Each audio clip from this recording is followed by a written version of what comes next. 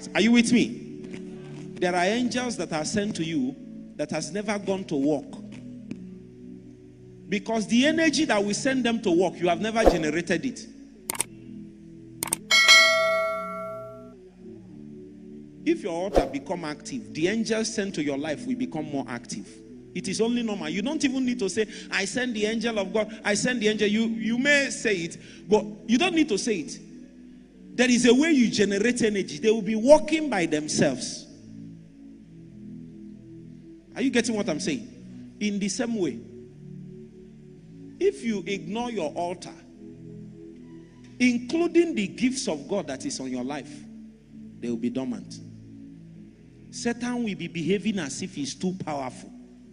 He is banking on the fact that your altar can never come alive. A brother met me.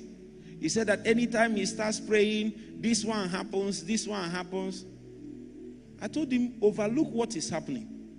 Satan is not after that thing. He's after the fact that you are about to gain consistency on your altar. And I found out two things that Satan does. Is either he fights you with wrong things. Maybe one or two bad things will happen. Or he even gives you a good thing. There is a way you pray. As a young lady, you pray and you are about to. Because of you, God began to do things around you and in your family. Satan, those days, there are sisters like that. Satan will even try to persecute them. It's not working. Try everything. It's not working. You know what he will give? He will give you comfort.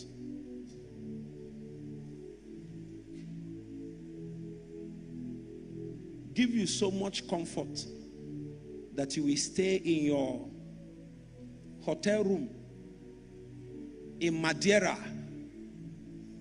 You stay there, you open the window. I traveled to one country to preach one time. Those days, I'm not used to some things. They put me in a hotel very high up. If you stay there, you'll be seeing the city. Small thing I wouldn't have prayed. Small.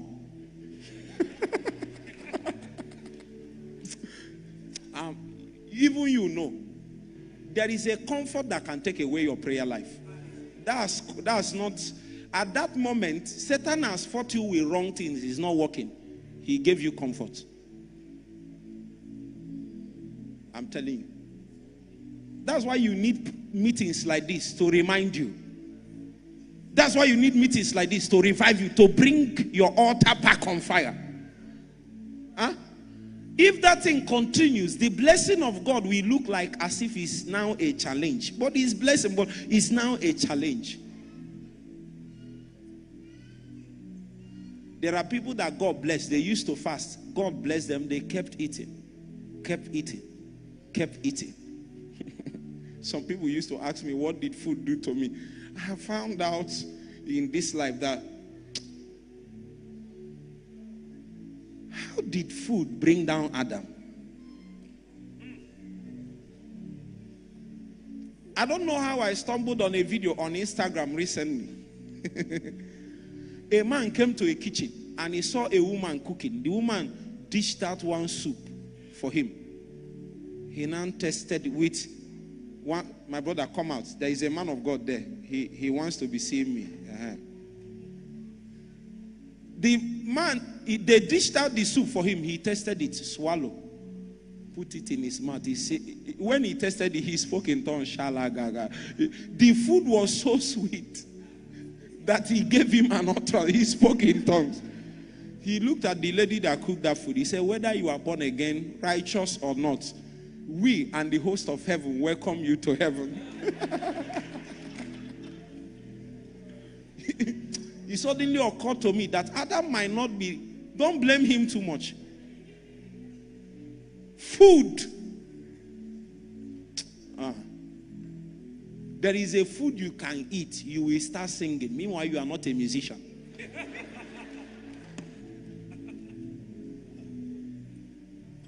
I'm telling you. Isaac knew that the one he's touching is not Esau. But he don't shop. He said, no, the voice is something else. It's just the skin. What are you confusing me? I have experience. Your experience. When you shop food, you forget your experience. He ate food. You know what surprised me? When Jesus came, the same food. If Satan had the belief in food to bring it as the first test for Jesus, you should pay attention to the matter of food.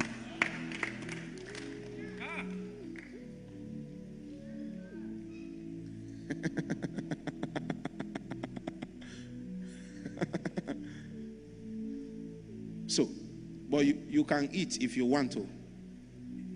But I've decided to be in charge of my destiny. And every man, it's not to be a pastor.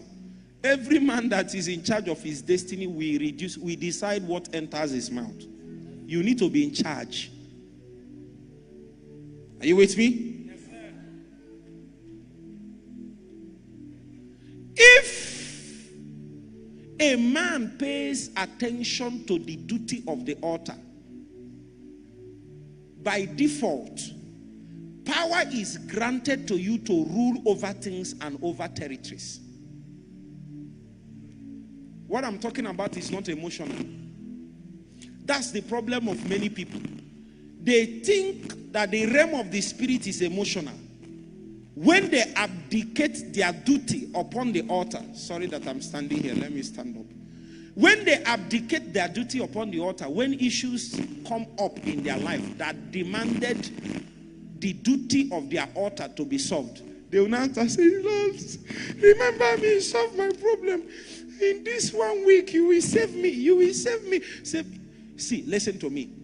As a believer, it is not normal that situations come up in your life that it doesn't have a solution. It's not normal. Many times, God has called you to deal with it long time ago.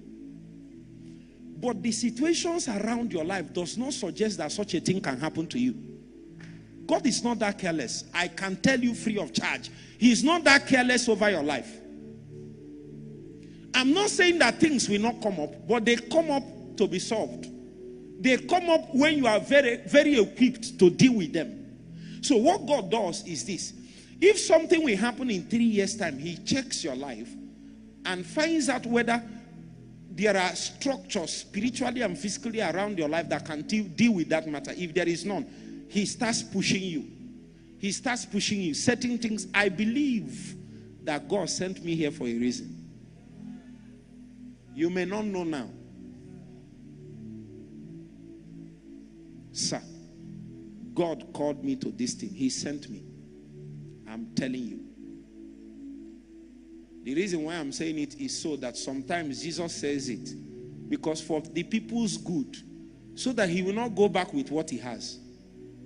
When you need what somebody has, you don't allow him to go back with it because he didn't lose. You are the one that lost. Listen to me. God doesn't have alternative solution to something that someone close to you has answered to. What he will do is to find a way to connect you with the person. That's what he's going to do. Because that's the answer. That's the solution to that matter.